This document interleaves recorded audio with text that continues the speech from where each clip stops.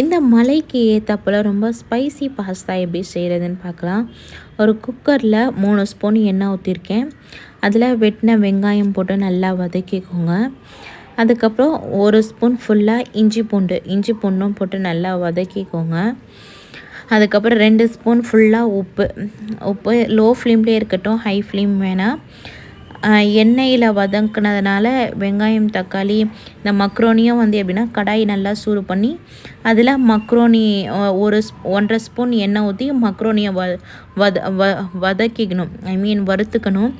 எண்ணெயில் பொரிச்சு எடுக்கக்கூடாது, வதக்கிக்கணும். வதக்கி அதை தனியாக வச்சுக்கோங்க. இது கூட தக்காளி, புதினா, கொத்தமல்லி ஆட் பண்ணியிருக்கேன். இதையும் நல்லா வதக்கிக்கோங்க.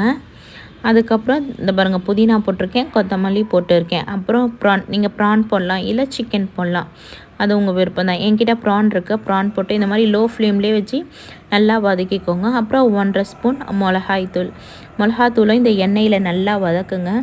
எண்ணெயில் வதக்குறதுனால ரொம்ப சூப்பராக இருக்கும். அதுக்கப்புறம் 2 பெரிய ஃபுல் கிளாஸ் ஃபுல்லாக தண்ணி நான் எடுத்துக்கிட்டேன். இங்கே பாருங்கள், நல்லா வதக்குனது தெரியுதா? நல்லா வதக்கிக்கோங்க. 2 பெரிய கிளாஸ் ஃபுல்லாக தண்ணி எடுத்திருக்கேன், தண்ணியும் ஆட் பண்ணிக்கிட்டேன். அதுக்கப்புறம் எண்ணெய் கடாயில் வறுத்த மக்ரோனி பாருங்கள், அங்கே வறுத்துருக்கேன், கலர் கூட போல பாருங்கள், வறுத்தது தெரியுதா உங்களுக்கு? வறுத்து அதுக்கப்புறம் 3 விசில், 2 ஃபுல் ஃப்ளேமு, ஒரு ஆஃப் ஃப்ளேம் வச்சுட்டு நான் இந்த மாதிரி குக்கரில் விசில் விட்டு வேக வச்சு எடுத்துக்கிட்டேன். இந்த வீடியோ பிடிச்சா லைக் பண்ணுங்கள், மறக்காமல் சப்ஸ்கிரைப் பண்ணுங்கள், மறக்காமல் கமெண்ட் பண்ணுங்கள்.